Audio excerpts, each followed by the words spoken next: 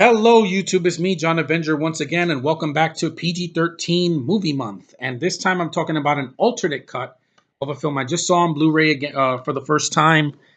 Uh, it's a movie from 2014. Yeah, not 2012, so that's good. It's a different year. And it's an awesome superhero movie. No, it's not Guardians of the Galaxy. I already reviewed that. It's not Winter Soldier. I already reviewed that. It's one of the X-Men films, and this is the really good one. This was, in my opinion, the last good one they made that was not called Logan or the two Deadpool movies. Days of Future Past, the Road Cut. I'm going to be talking about the added Road Cut version instead of the theatrical cut this time. Now, what do I think of this? Freaking awesome. I gotta say that they added a lot of stuff here that coexists with the theatrical cut, and it doesn't feel out of place or like, oh, why did they add that? No, a lot of it is well done. I'm going to talk about it.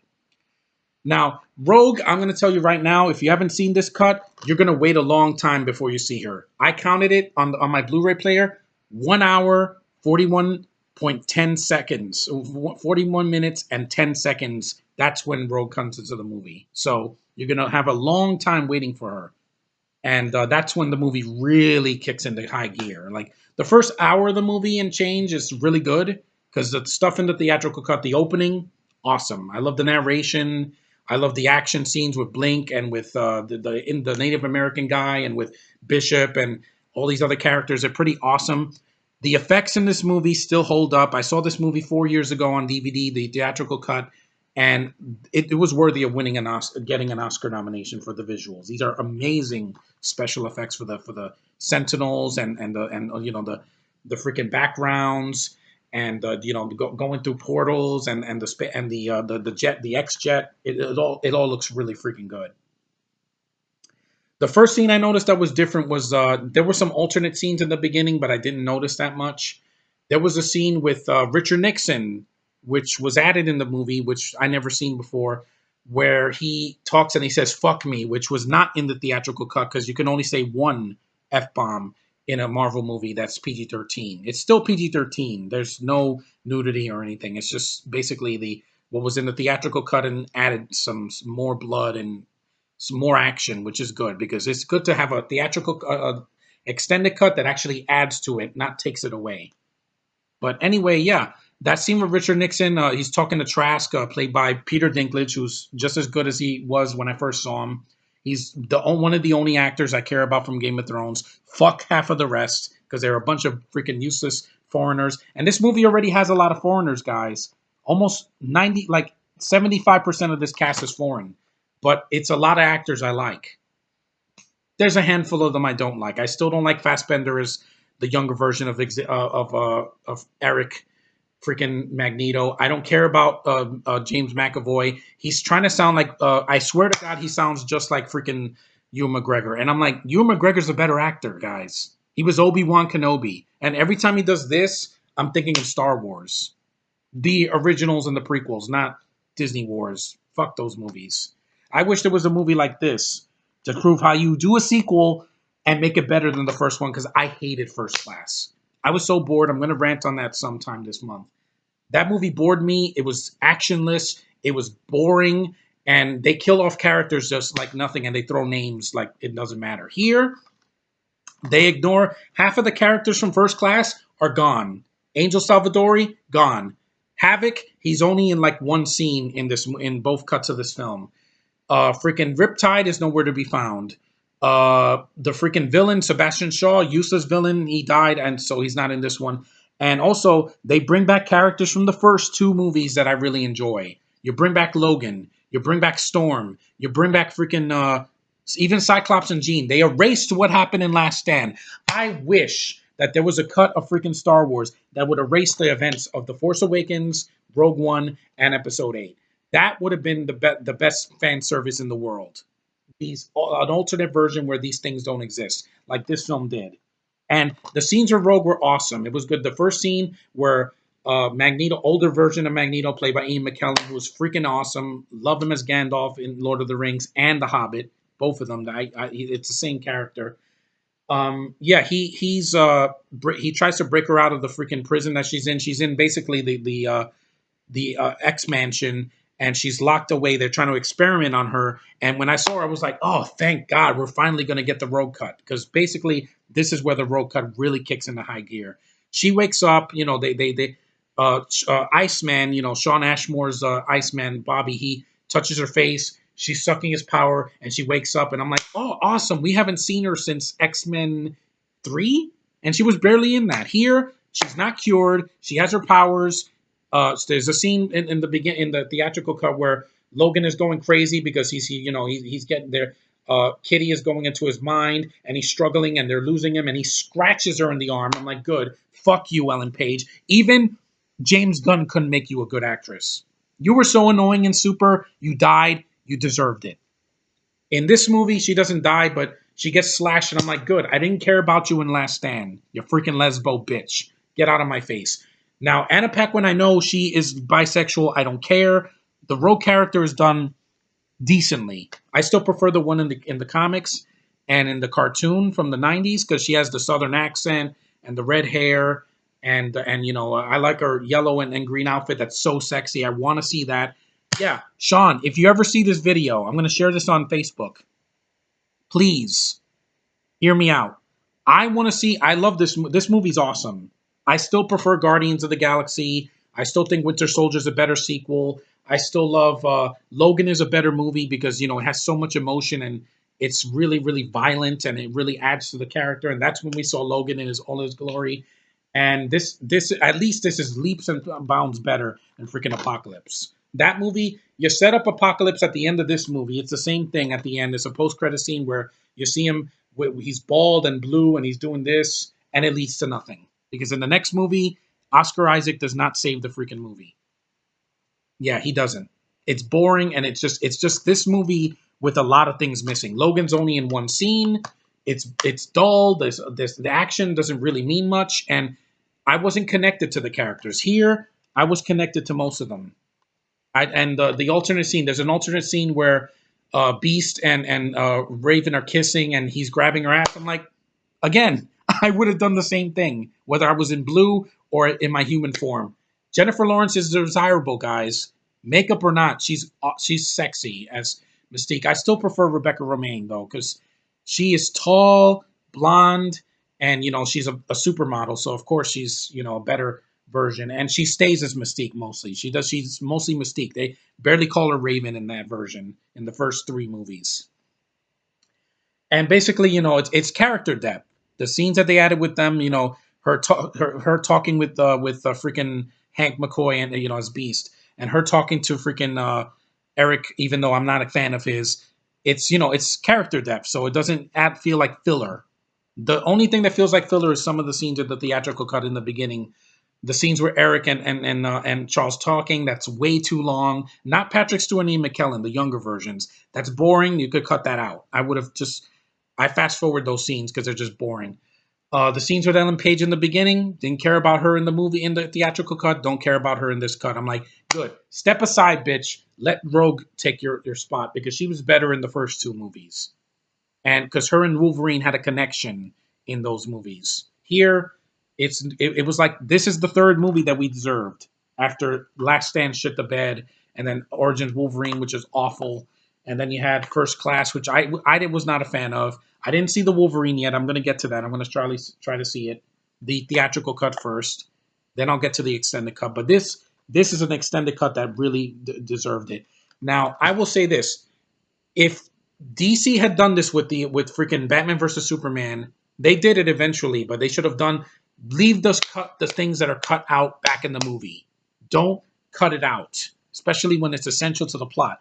This adds more and it connects to the plot. It makes the the storyline, it actually connects. Unlike The Last Jedi, where that movie feels like it is an extended cut and it isn't, and it's longer just because they have filler in it. This does not.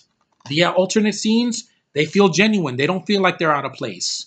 There's no sex scene. There's no freaking casino scene. There's none of that. Quicksilver, he's only in the theatrical cut, which is fine. There's like some alternate version scenes with him in the beginning. I think when he's dressed up as a cop, it's pretty cool. I like this character in this movie. Evan Peters is a great Quicksilver. He has a sense of humor. He has much needed humor because if this movie didn't have any jokes, it would be Man of Steel. Oh, I think he's hot. That's the only joke in the movie. I don't want to be sad when I'm watching a superhero movie. I want to feel something. The last 20 minutes of this movie, freaking awesome. As soon as Rogue gets into the movie, it makes the movie even better. It added to the film. It didn't feel like, oh yeah, let's just throw Rogue in there for a cameo. No, they give her a substantial role at the end. Just like with in like Fallout when they give Rebecca Ferguson more to do in the second half of that movie. That's what it felt like. And like I said, the movie still looks amazing. Bryan Singer knows how to hold a freaking camera. I love the way it's shot. I love the locations. The acting is really good for the most part. Hugh Jackman kills it as Wolverine as always. And Anna Paquin, it was good to see her back, not just in a 5-second cameo. I like seeing that. I like that this still erases the Last Stand is non-canon now, thanks to this movie. You know, the added scenes with Richard Nixon, an actor playing him, he looks really good. It's good makeup. It's not laughable like in Watchmen. He looked ridiculous, but here he looks good. And like I said, the alternate scenes and the new scenes that they put in the film. There's also a scene where whatchamacallit, Charles, the younger version of Charles, and Wolverine and freaking Hank are in the room, and there's these set up TVs, and it's old school TVs, so they could see what's going on. Where the president is going to introduce the Sentinels, and they're painted purple, and yeah, it's pretty patriotic near the end.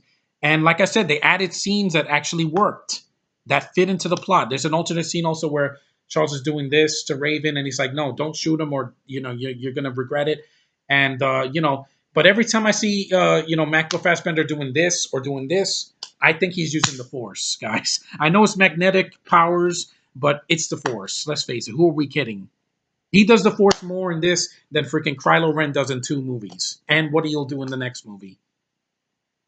Yeah, this is better than any of the Disney Wars. Any of them. Come at me with your, oh, but you don't understand. You're just a hater. No, I like what I like. This movie's not perfect. Like I said, some of the casting is still off for me. I don't care about Ellen Page.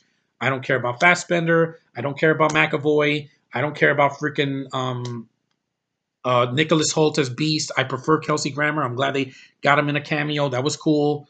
Like I said, because again, foreigners that I don't care about. Jackman at least can act, sing, and he's a badass as Wolverine. I still want to see Wolverine with a mask.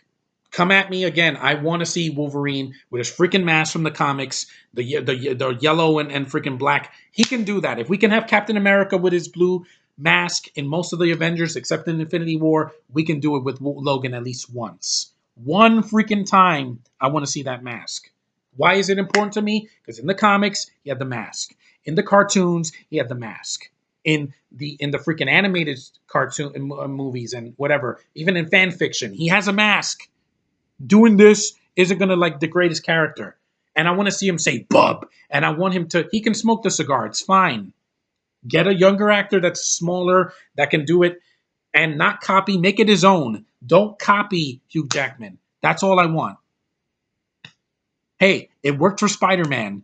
We got away from the Garfield version, and we got freaking Tom Holland's version, which is younger, more hip, and more freaking human. Here, like I said, this is the last really good X-Men movie of the 20th Century Fox era, in my opinion. That's not a spin-off because to me, Logan and Deadpool don't count because they're in a completely different ball game. They're not going back in time and doing all this other shit. It's one story told from one character's point of view. But here, this movie still kicks ass. I can see why Tevye really enjoys this movie and Sean says it's a superior version. It is, but it still has its flaws. Like I said before, and it doesn't feel that long. Like the extended cut is 2 hours and 19 minutes, I believe. Yeah. It says it's 2 hours and 28. That's with the end credits. It's like 10 minutes long. Post-credit scene's not worth it, guys. Don't even bother. Just see the movie. When you get to the Bryan Singer's name directed, it's over. You do not need to see the post-credit scene because it leads to nothing in Apocalypse.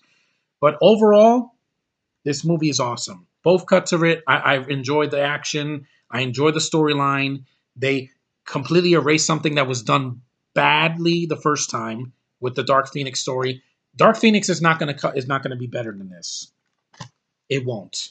When they Disneyfy it, they're going to completely throw all this the freaking prequel stuff right out the window. We're going to finally get Gambit in the movie. We're finally going to get Wolverine with a freaking mask at least once. Cyclops is finally going to be the leader of the X-Men. That's something we've never seen in the films. Come at me again. We need to see that.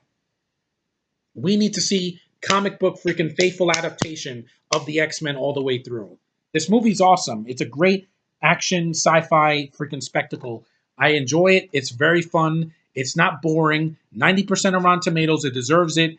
Is it better? It's not better than any of the MCU movies that have recently come out, especially Infinity War. Oh my God. No, that comparing this to Infinity War, there's no comparison because this is great. That movie was mind-blowingly freaking awesome except for the ending. Here, only the post credit scene is just completely useless in both cuts because I'm like, it leads to nothing. Just like the ending of The Force Awakens. And then he throws it. Yeah, that's what we wanted to wait. We waited 2 years for. Fuck you, Ryan Johnson. Bryan Singer at least did this. This was an apology for X-Men The Last Stand and for Origins. And with people that had a problem with First Class, this resolved it because it got rid of all the bullshit from that movie. It said, you know what? We're going to make an action movie, not a sci-fi drama where nothing happens for an hour. No, we're going to make it right. And this made it right. And I want to see this cut again. And I give Singer a lot more credit than any of the directors from Disney Wars. Because J.J. Abrams is a freaking hack. Rian Johnson is a dumbass that doesn't know what a Star Wars movie is. Gareth Edwards, he doesn't know about proper pacing. Ron Howard, not his fault, but the guy made a solo movie look even uglier. And it's not his fault. Like I said, it's the freaking cinematographers and the dumbasses at Lucasfilm that interfere. When you do a movie right, and you give it an even longer cut that's actually not boring, where I'm actually entertained and I'm intrigued and I'm like, these new special effects are awesome. The scene where they break Rogue out and the freaking Sentinels are coming through the walls and everything, it's awesome. I'm like, this is really good. Why can't they make sequels like this anymore? Why is Disney have to buy everything and then they want to change everything? But in this case, it's for the better because New Mutants, I was never interested. Guys, never interested. It looked like Nightmare on Elm Street. That's not what the X-Men is. And that's not what they are. And then with this freaking Dark Phoenix, they delayed it. It was supposed to come out in November. Now it's going to come out in February. It's not going to make Black Panther money. I guarantee you that. And it's not going to be better than this. Either cut of this or the first two Bryan Singer movies. Because you have a freaking actress from Game of Thrones who cannot act, who's way younger than me, has a big nose, doesn't even look like freaking Famke Janssen, and she is so inexperienced. She's gonna ruin that movie, guys. Turning into the Mockingjay from Hunger Games. That's not freaking Jean to me. That's not the Dark Phoenix. That's a freaking Moltres from Pokemon. At least with this movie, Sophie Turner's not here, so that's good. And most of the cast is doing a phenomenal job. I like Anna Paquin coming back because she actually serves a important key element in the freaking movie. She's not just there for fan service. She's actually in her costume with the white hair, with the white streak, and she's touching Logan's head. And it's interesting. That was interesting to me. Doing at the end of Apocalypse, I'm like, are you turning Super Saiyan or what's going on here? They pulled that out of their ass because Simon Pegber's a freaking idiot. This is the only movie that he wrote that works, mostly. He's not going to save Dark Phoenix as a director because, like I said, I hate Mr. and Mrs. Smith. I didn't like the freaking, Apocalypse was a shitty movie. I don't care what anybody says. And the freaking, This Means War was also a shit piece. And I already ranted on that. But this movie, if you haven't seen this cut, watch it. But like I said, Rogue comes in at an hour and 41 minutes and 10 seconds. That's exactly the point that she shows up in the movie. And I'm like, it's a long wait, but it's worth it. Unlike the Dinobots in Age of Extinction, which came out the same year as this. That was so freaking boring. And I'm like, no, entertain me. Don't make me feel like I'm an idiot. Give me some characters I can latch onto. Logan alone in this movie makes it worth the trip to watch, worth seeing this on my big screen TV over there. Over there. Yeah. I watch it on a Toshiba freaking HDTV from like almost 10 years ago, and I can still enjoy it. Sound is not very good, but that's not the Blu-ray's fault. That's the TV. But this movie's awesome. It is. It's an extended cut that works. It adds a lot of scenes. It's not like these extended cuts for like Fast and the Furious 5 and 6 where they just add like a minute of difference. And I'm like, I don't notice anything.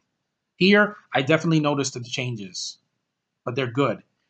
It's kind of like the special editions of Star Wars.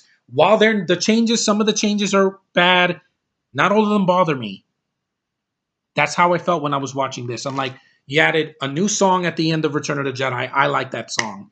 You added freaking the Jabba scene. While not as good as the puppets in the original, it still entertains me. It's still better than anything in the Last Jedi. Empire Strikes Back, they fixed a couple of things. A New Hope, some of the CG, it's dated, but they added creatures that were not in the original. The Ronto, the dewbacks actually move. So I give credit where credit is due. Whew, it's hot. But anyway, guys, Days of Future Past is a slam dunk. It really is. One day, I hope we get a movie with the X-Men and the Avengers, even if it's a bunch of Avengers. Because, the Marvel Cinematic Universe, like I said, it's done its job. 10 years, they've dominated the box office. And this movie made a lot of money. It deserved it. I should have went to see the theatrical cut in the theater. Shame on me. I know I should have saw it instead of Age of Extinction because that movie was boring. And so was Expendables 3. This is a sequel done right. It erases a lot of the bullshit that happened in the Last Stand and First Class, and it goes forward. It doesn't go in circles. It doesn't set up things and then just shit on it in the next movie. No, it goes forward. That's why this movie worked. That's why the critics were enthralled. That's why they said that it had mind-blowing effects, and it did. That's why it works as an action movie. But yeah, Days of Future Past, the road cut, I was impressed because it adds more to it. And like I said, having Rogue back in the movie felt genuine. It didn't feel like a throwaway cameo, like the last two Star Wars movies. But anyway, this movie's awesome. If you haven't seen it, you can stream it online. They have it online. They have the cheap DVDs and Blu-rays cheap. And I have both cuts of this on digitally, so I'm glad. I'm going to watch it again. There's a commentary here with Bryan Singer and the composer, not Simon Kinberg because he's an idiot. I'm sorry, he's in the theatrical cut one, but like I said, two commentaries. Can't wait to hear him, and it still holds up. Movie Bob, I disagree with you. You said this movie doesn't work. You rewatching it, it doesn't hold up. Yes, it does. It's good. It's not the greatest movie ever made, but damn it, it tried. That's more than I could say for the last 4 years of bullshit sequels we got. But anyway, thanks for watching, guys. This video is almost 25 minutes, but yeah, I'm passionate because this is Marvel. This is still Marvel. Where's the label? It doesn't say it here, but I think on the disc it says it. But it's a Marvel movie, like I said. It is through and through. It doesn't feel like, oh, I'm watching something different.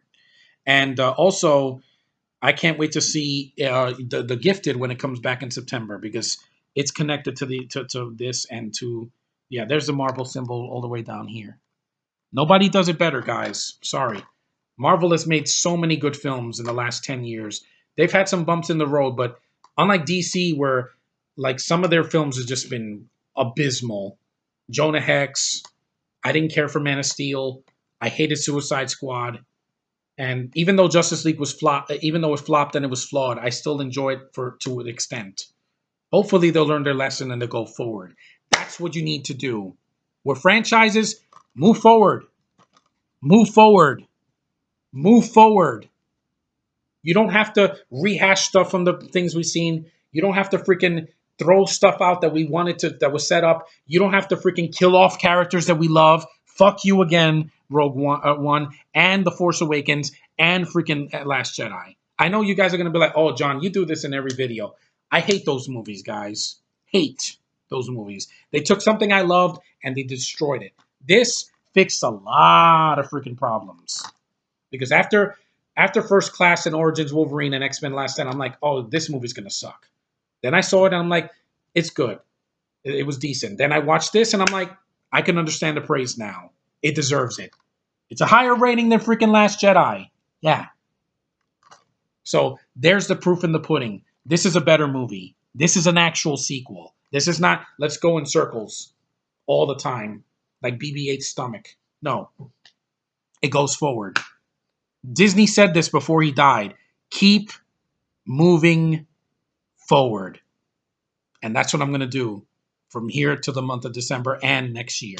Not going to dwell in the past and say, oh my God, I was raped by the freaking Force Awakens. I'm so sad.